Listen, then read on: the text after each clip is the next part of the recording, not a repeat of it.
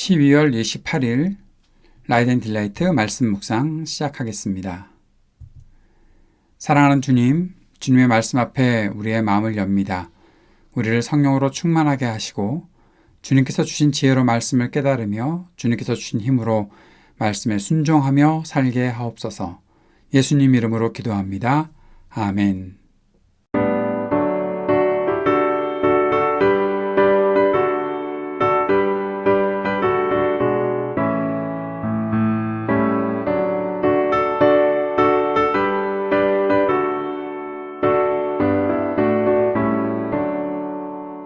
내 주 하나님 넓고 큰 은혜는 저 큰 바다보다 깊다.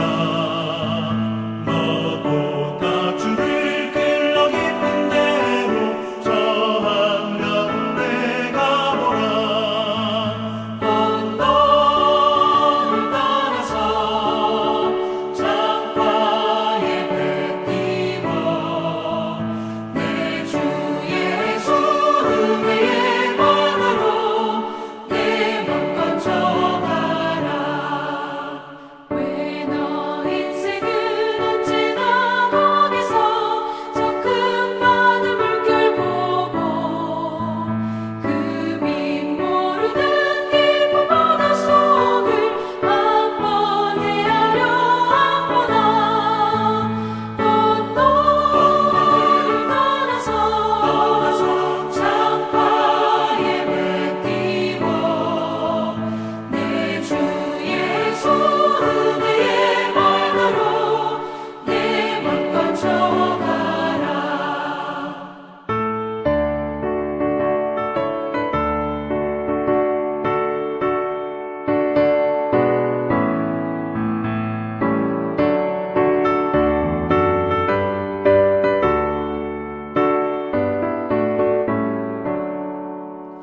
많은 사람이 얕은 물가에서 저 큰 바다 가려다가 찰싹거리는 작은 바다 보고 마음 약하여 못 가네.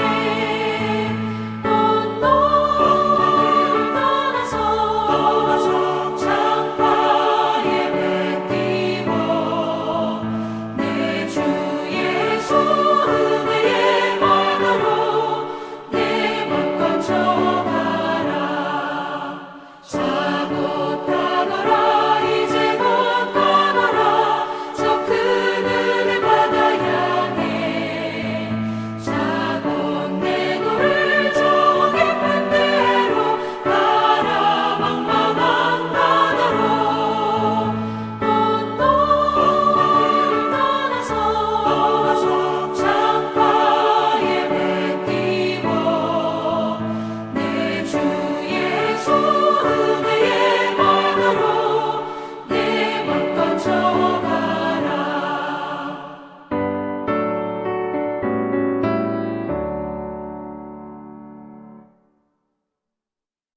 누가복음 3장 1절에서 14절까지의 말씀입니다.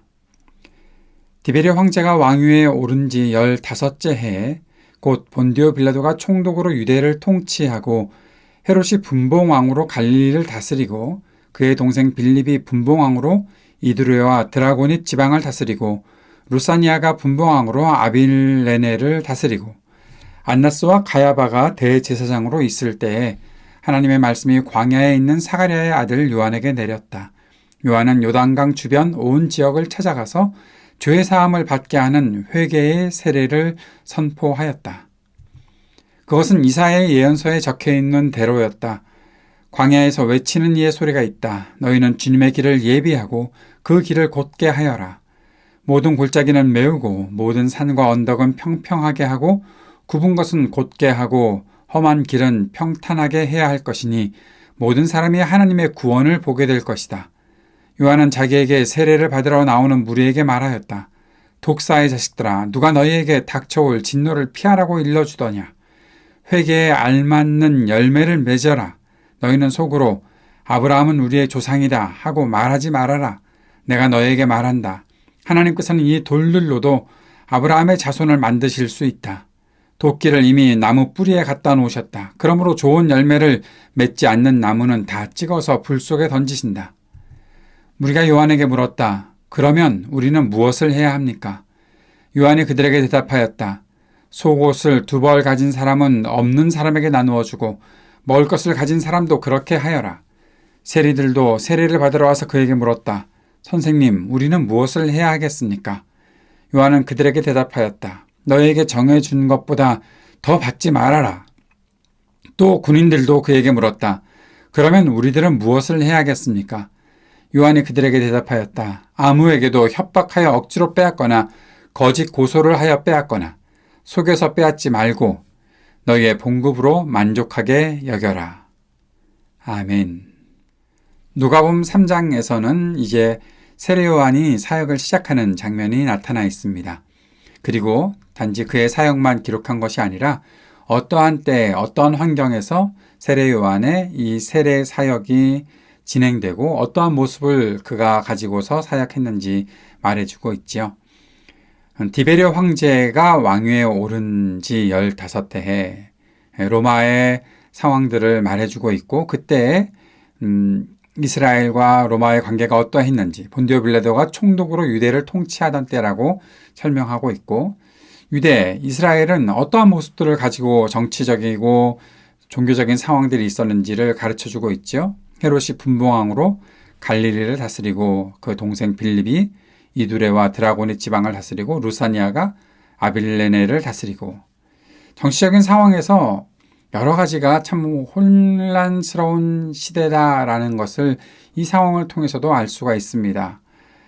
빌라도가 총독으로 유대를 통치하고 있는데 분봉왕인 헤롯이 또 동생들이 어떻게 이 유대를 다스리고 통치하고 있었는지 보여주고 있는 장면이죠. 그런데 또 종교적인 상황에서도 안나스와 가야바가 대제사장으로 있을 때 왜 이 두 사람이 대제사장의 역할을 같이 하고 있을까요? 대제사장은 한 명이면 될 텐데 이것에서도 이 상황들이 참 안 좋은 상황이다라는 것들을 알 수가 있죠. 자세히 설명해 나가는 것은 오늘 이 묵상에서는 다루진 않겠지만 우리가 이미 알고 있듯이 역사적으로 이때의 일들이 어떠한 일들이 있었고 그 상황들이 이스라엘 백성들에게 얼마나 고통을 안겨주었는지를 엿볼 수 있는 장면입니다.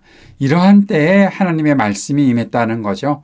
사가랴의 아들 요한에게 하나님의 말씀이 임했고 사가랴의 아들 요한은 광야에 있었고 사람들에게 죄사함을 받게 하는 회개의 세례를 선포하는 그러한 장면들이 나타나 있는 것을 보게 됩니다. 세례 요한의 사역은 이사야에서 예언했던 그대로의 사역이 나타나고 있는 거죠. 그의 사역의 중심은 주님의 길을 예비하는 것이었다. 그리스도 예수께서 앞으로 사역하는 일들을 예비하기 위해 그의 사역이 있었다라는 것들을 보여주고 있고 그 사역이 어떻게 주님의 길이 어떻게 평탄하게 이루어질 것인지를 사람들이 하나님의 구원을 어떠한 모습에서 보게 될 것인지를 가르쳐주고 있는 그 귀한 사역이 세례 요한을 통해서 이어지고 있다라는 것들을 시작되고 있다라는 것을 보여주고 있습니다. 요한은 세례를 받으러 나오는 사람들에게 이렇게 말합니다. 독사의 자식들아. 참 심한 말이지요. 그런데 이 심한 말 속에 더 심한 것이 있죠. 더 이 세례가 베풀어질 때 사람들이 가지고 있어야 하는 마음가짐을 가르쳐주고 있는데 누가 너에게 닥쳐올 진노를 피하라고 일러주더냐. 지금 세례를 받는다고 해서 잠깐 내가 갖고 있는 마음의 부담감을 살짝 내려놓거나 하나님께서 나에게 진노하실 것들이 뻔한데 내가 어떻게 이 상황을 모면할 수 있겠지. 그래서 세례 한번 받아야 되겠다라는 그런 마음가짐들, 그런 것, 이것이 세례가 그런 것을 의미하는 것이 아니다라는 것을 세례 요한이 가르쳐주고 있습니다. 회개를 하고 열매를 맺어야 한다라는 사실들을 가르쳐주고 그들이 갖고 있었던 그 교만한 마음들, 내가 아브라함 자손인데 그런 것들 생각하지 말아라. 너희들이 그렇게 교만한 것이 결코 너희들의 삶에 하나님께서 말씀하시는 그 말씀대로 이루어지는 그 삶은 되지 않을 것이다. 그러니까 그 교만들을 다 내려놓아야 할 것이다 라고 말하고 있는 거죠. 하나님의 심판이 있다라는 것. 너희가 그렇게 하지 않아도 하나님은 하나님이 이 일을 하실 수 있으니 거기에 합당한 열매를 맺는 삶이 먼저가 되어야 한다라고 요한은 사람들에게 가르쳐주고 있었던 것입니다. 좋은 열매를 맺지 않는 나무는 다 찍어서 불 속에 던질 것이다. 열매가 있어야 하겠다고 말씀하고 있는 것이죠. 이렇게 말씀을 전했을 때에 무리가 요한에게 물어보는 질문, 우리는 무엇을 해야 합니까? 세리들도 군인들도 우리는 무엇을 해야 합니까? 그 질문이 하나님의 말씀에 반응하는 사람들의 모습이 되어야 한다는 것이죠. 사람들을 바라보고 관심을 갖고 그들에게 긍휼과 사랑을 베풀고 또 정직하게 살아야 하고 교만하게 폭압으로 사람들에게 빼앗는 일들 없어야 한다. 거짓을 버려야 한다. 세례 요한은 그들이 마땅히 행할 바를 가르쳐주고 있습니다. 오늘 이 말씀을 보면서 몇 가지 다시 한번 묵상을 해봅시다. 상황이 안 좋았던 이 시대, 그때에 하나님께서 말씀하시고 있다는 것이죠. 사랑하는 여러분, 우리는 가끔 우리에게 말씀이 임할 때 여러 가지 핑계를 대기도 하는데 지금은 상황이 안 좋다는 거죠. 내가 분명히 무엇인가 움직이고 살아가야 하는데 지금은 때가 아니다라는 거죠. 그런데 지금 이때 이스라엘의 상황보다 더 안 좋은 때도 물론 있겠지만 그때보다 더 중요한 것은 그 상황보다 더 중요한 것은 하나님의 말씀이 있느냐 하는 것입니다. 하나님의 말씀이 세례 요한에게 임했고 그 말씀대로 세례 요한은 사역을 시작했습니다. 저도 마찬가지이고 여러분도 마찬가지이고 하나님의 말씀이 있으면 그 말씀을 품고 말씀대로 일할 수 있어야 하는 것 아니겠는가? 오늘 말씀은 그런 도전을 우리에게 전해주고 있습니다. 하나님의 말씀이 임할 때 그 말씀대로 섬기며 사역하는 사람이 분명히 있고 또 그 말씀에 반응하는 사람들이 있다면 모두가 하나님의 말씀이 뜻하신 바를 이해하고 따를 수 있어야 하는 것 아니겠는가? 오늘 말씀을 읽으며 그런 묵상을 하게 됩니다. 세례 요한의 사역은 선지자 이사야의 예언이 이루어진 것임을 누가가 밝히고 있죠. 그의 사역은 주님의 길을 예비하는 것이었고 요한의 사역을 통해서 모든 사람이 하나님의 구원을 보게 될 것이다 하셨습니다.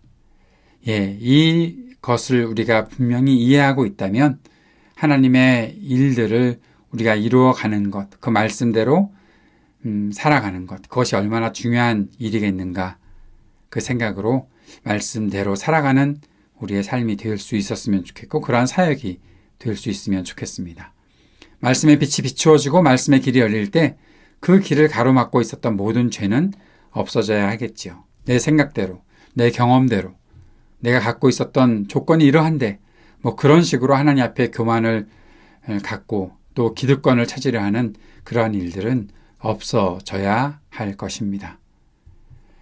우리는 하나님 말씀 앞에서 반응해야 합니다. 하나님께서 오늘도 우리에게 말씀하셨다면 그 말씀에 반응하며 살아갈 수 있었으면 좋겠습니다. 무리가 했던 질문, 그러면 우리는 무엇을 해야 합니까? 그 질문을 정직하게 던져보고 그 속에서 말씀을 듣고 말씀에 반응하며 살아가는 우리가 되면 좋겠습니다. 그리고 좀 더 나아가서 타인을 향한 사랑과 관심, 헌신과 나눔, 공정과 정의, 정직과 겸손, 그렇게 하나님 나라를 향해 살아가는 우리의 삶의 분명한 모습들이 나타날 수 있기를 바랍니다. 오늘 말씀을 마음에 품고 함께 기도하며 나아갑시다. 하나님의 말씀 앞에 옳은 반응을 보이며 살게 하옵소서. 간절히 주님 앞에 기도드립시다. 하나님 나라 복음의 일에 쓰임받는 우리가 되게 해달라고 기도합시다. 오늘도 중보하고 기도합시다. 전쟁이 그치기를, 아픈 이들이 치유받기를, 우리가 살아가는 모든 삶의 터전에 희망이 있기를, 우리 청년들과 노인들 또 소외된 이웃들을 위해 함께 기도하고 우리 교회를 위해서도 중보하며 기도하는 시간 갖도록 하겠습니다.